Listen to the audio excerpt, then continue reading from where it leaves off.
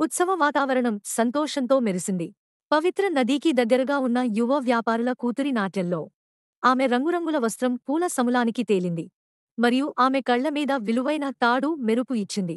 ఆమె నానమ్మ చేత బసించిన కాని ఆమె ప్రార్థనలు సమర్పించేందుకు నీటికి చేరుకోగా పవిత్ర తాడు ఒక కత్తి ఆకవేసి పట్టుకున్నది. పులకరంగా విరిగింది. అది విడివిడిగా పోసి కారంలో పడుకుంది. ఆమె నిష్ప్రయోజనంగా చూసింది. ఆమె కన్నీళ్లు మరీ పెరిగాయి. తాడు నీటిపైన తిరుగుతూ ఉంది. తాను కుటుంబ ఆశీర్వాదాన్ని తీసుకుంటూ దయచేసి దేవి లక్ష్మి ఆమె తృణంగా కబలుకెన మాటలతో నద్దిని నింపకాదని తెలియజేసింది. ఆ రాత్రి ఆమె కలలలో బంగారు వర్షం కురుస్తున్నప్పుడు దేవత మృదువైన కళ్లతో ప్రత్యక్షమైంది. ఆ పువ్వు అమ్మాయి కాళ్ల క్రింద పూసింది. మరియు అలా కట్టుకున్న కత్తి ఆమె చెట్టుపై కనిపించింది. దివ్య కాంతితో మెరుస్తోంది.